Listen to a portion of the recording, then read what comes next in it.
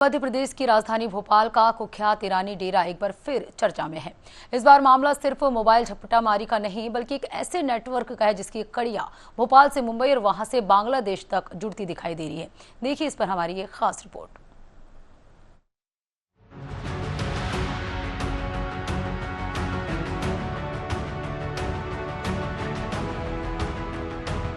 भोपाल की व्यस्त सड़कों और कॉलोनियों में मोबाइल झपटमारी की घटनाएं लगातार सामने आती रही है, लेकिन अयोध्या नगर पुलिस की हालिया कार्रवाई ने इस अपराध के पीछे छिपे बड़े नेटवर्क से पर्दा उठा दिया।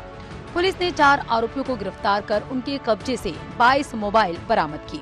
पूछताछ में सामने आया कि चोरी और लूट के मोबाइलों की खरीद फरोख्त का एक संगठित नेटवर्क अमन कॉलोनी स्थित ईरानी डेयरी से संचालित किया जा रहा था।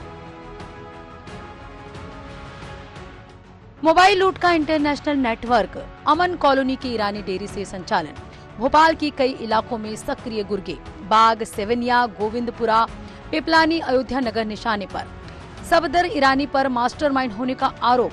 3 से 4 हजार रुपए में खरीदे जाते थे मोबाइल। मुंबई के रास्ते नेपाल और बांग्लादेश तक सप्लाई। पुलिस कार्रवाई के बाद से फरार सफदर ईरानी। जांच में सामने आई कहानी किसी क्राइम थ्रिलर से कम नहीं है। पुलिस सूत्रों के मुताबिक भोपाल में लूटे गए मोबाइल पहले स्थानीय स्तर पर इकट्ठा किए जाते थे। इसके बाद उन्हें मुंबई भेजा जाता था, जहां मोबाइलों की पहचान मिटाने की कोशिश की जाती थी। आरोपी की मोबाइल की IMEI नंबर से छेड़छाड़ कर उन्हें ट्रेसिंग सिस्टम से दूर करने का प्रयास किया जाता था। महंगे मोबाइलों के पार्ट्स अलग अलग बेच दिए जाते थे, जबकि चालू हालत में मौजूद मोबाइल को अवैध नेटवर्क के जरिए सीमा पार भेजा जाता था। वहीं पुलिस अधिकारियों का कहना है कि चोरी के मोबाइलों के नेटवर्क का इस्तेमाल सिर्फ आर्थिक अपराध तक सीमित नहीं माना जा सकता। ऐसे मोबाइलों का उपयोग अन्य गैर कानूनी गतिविधियों में भी होने की आशंका रहती है। पूछताछ में बताया आरोपियों ने कि सफदर ईरानी ज़्यादा कुछ आगे का तो खुलासा नहीं करता था, मगर उसने 1-2 बार जरूर आरोपियों को बताया था कि ये जो मोबाइल है ये बांग्लादेश और नेपाल साइड ये लोग उसको ठिकाने लगाते, क्योंकि बीच में साहिल ने जब सफदर से पूछा था कि ये मोबाइल ट्रेस भी हो सकता है IMEI के माध्यम से, तो उसने बताया था कि इसमें कोई दिक्कत नहीं है।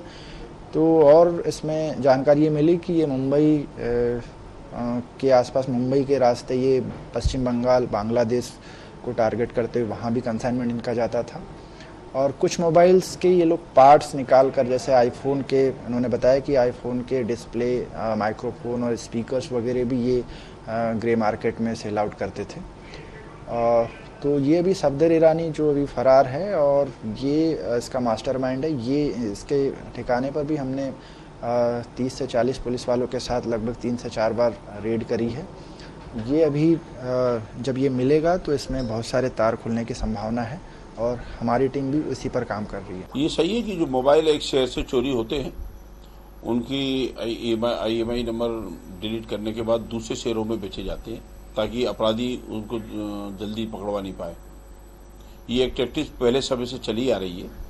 अब बम्बई या वेस्ट बंगाल या नेपाल के रास्ते जो जाते हैं, ये भी एक गिरोह काम करता है। इस संबंध में पुलिस समय समय पे मोबाइल इकट्ठे जब्त करती है और उन्हें पकड़ के भी लाती है। ये भी इसमें होता है कि उस साइड के मोबाइल चोरी होने के बाद दूसरे एरियो में जाते हैं।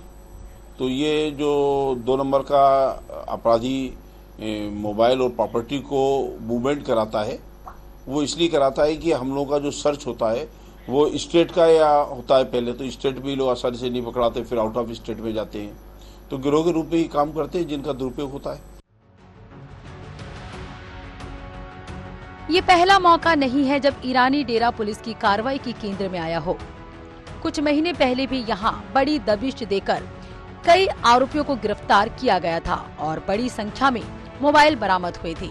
लेकिन ताजा खुलासे बताते हैं कि नेटवर्क अब भी सक्रिय है और इसकी जड़ें कई राज्यों तक फैली हो सकती है। भोपाल से एशियन न्यूज के लिए कैमरामैन सलमान खान के साथ प्रदीप तलरेजा की रिपोर्ट।